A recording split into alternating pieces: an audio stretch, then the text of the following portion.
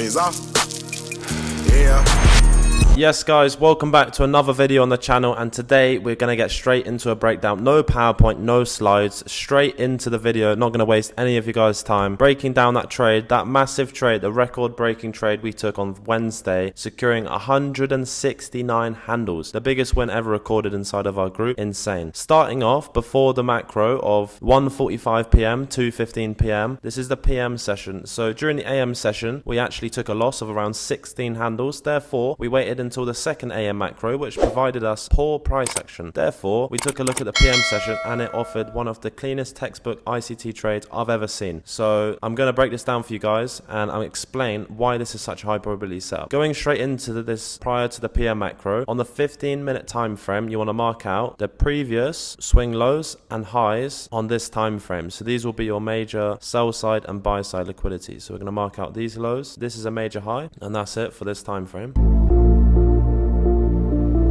Right, so now we've marked out the key levels. It's very simple. We're going to drop down to lower time frames, such as the 1 minute, and we're going to take a look at price. So you can see here that the order flow and overall trend is trending lower, and you can see that we have bearish price action. The drawn liquidity has not been met. We have not swept any major sell side, even though we are in a discount on the 15-minute time frame. We've taken out these lows. However, at the same time, even though we've swept London lows, we're going to keep a neutral bias. And I'm going to show you guys what my thought process was going into this PM session and how I shifted my thought process just before the macro. So dropping down to the lower time frame, such as the 1 to 5 minute, we're currently on the 1 minute time frame. I'm going to mark out the minor sell side and buy side liquidity levels, which we're going to monitor just prior to this macro, and I'm going to mark out the macro times, which we're going to look for our entries. Right, so now we've marked out the key levels, and I've also marked out the window which we're going to look for our entries, which is the 1:45 p.m. you can see here, 2:15 p.m. macro. This is the PM session macro. Let's monitor price to see how it reacts prior to the macro.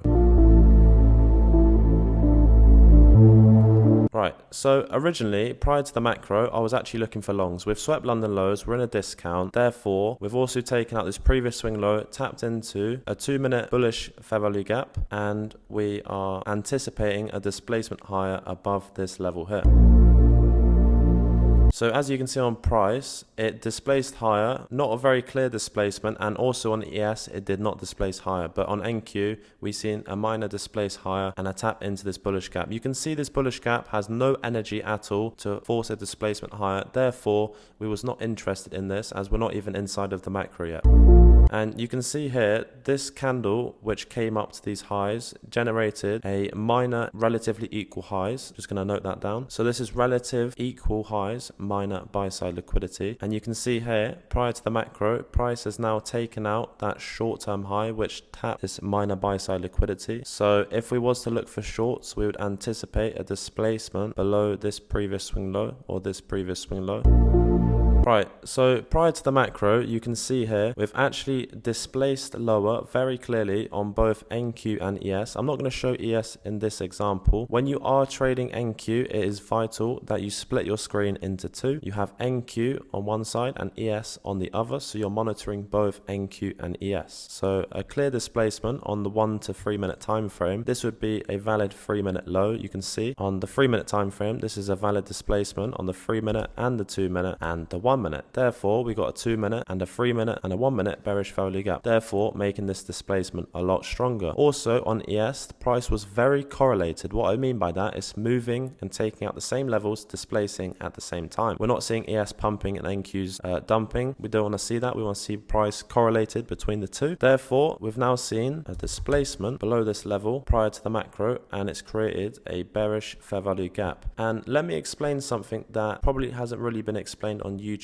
that much, and it's very important that I am sharing this with you guys. So anyone thinking or taking longs, so they're looking at price now, they're seeing that price has taken out this short-term low and it's tapped into a 2-minute bullish, and they could possibly see this as a displacement, which it is not. That is not a displacement, and this is not an entry to go long. By all means, this is the worst trade to go long that I've ever seen. Therefore, anyone entering long at this point will be the ultimate liquidity for this trade to go short. Order flow is bearish. Price is most likely going to keep continuing lower to reach the final objective, which is sell side liquidity. This is major sell side liquidity, and this is another low above sell side liquidity. You can see here on the 1 minute time frame prior to the macro, we're going to monitor price and see if it taps this bearish gap for an entry to go short.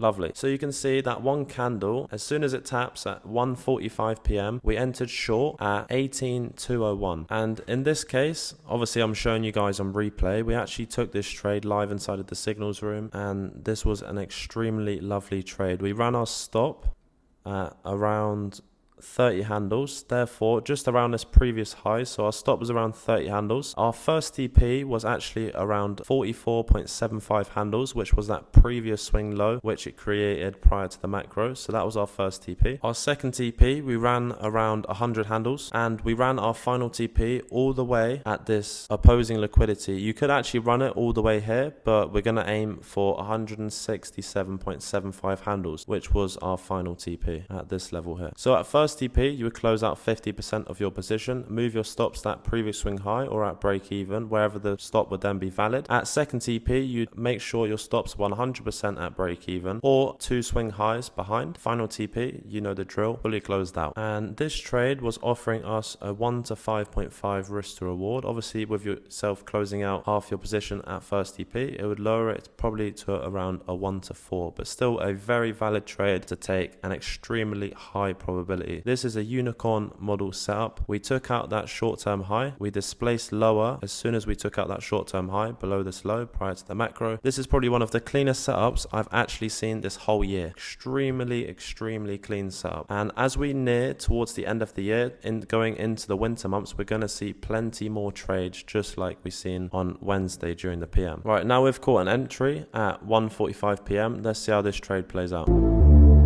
Right, there you go. So first TP smashed, and we're going to close out 50% of our position. For this example, of course, I'm showing you guys on replay, but I'm trying to show you guys and explain my thought process behind actually taking this trade. So at this point, we closed out 50% of our position, and we moved our stops. In this case, we actually moved it to break even. Why? Because we took out that short-term low. Therefore, this would be a sweep of sell side or minus sell side liquidity, and if it came back to break even, that would be a valid stop. So we ran it at break even, therefore securing 44.25 handles so far on this trade, so it's completely risk-free. Right, and there you have it. So we just secured second TP, and we're going to close out a further 20% of our position. So we currently have a further 30% of our position remaining. And in this instance, you can see that we only have one previous swing high. The second swing high is at break even. So we're going to leave our stops trading at break even. After second TP, price is likely to draw to that previous swing high, take out anyone trailing their stops there. It's not valid. It will most likely take out that previous swing high, and then you would see final TP in some cases. Therefore, after second TP, you trail your stops 1, 2 swing highs behind.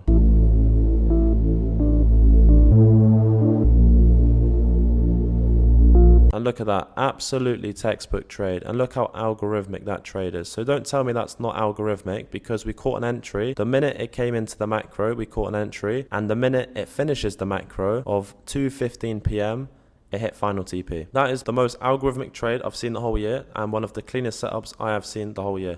Extremely lovely trade, and completely textbook ICT setup. If you guys enjoyed this video, let's run this video up to 500 likes. We've never even hit 500 likes before, but I believe it's possible. We can get in decent views, and thank you so much for 5k subscribers on this channel. It is insane, and obviously, of course, we are growing so fast. The amount of value we're putting out on this channel, how can you not subscribe, you know? For the next video, make sure you drop a comment and let me know what you want to see inside of the next video. I consider and see every single comment. I've been getting a lot of comments recently, so I try my best to reply to as many as possible. And also regarding for the signals room and the free group, I will leave all of the relevant links in the description for you guys. And on that note, I hope you guys enjoyed the video. Have a great rest of your weekend, and I will see you Monday morning for the live stream inside of the AM session. I just did my dirty, now I gotta change my sheets. Shit be rubbing on my body, sucking till my knees get weak.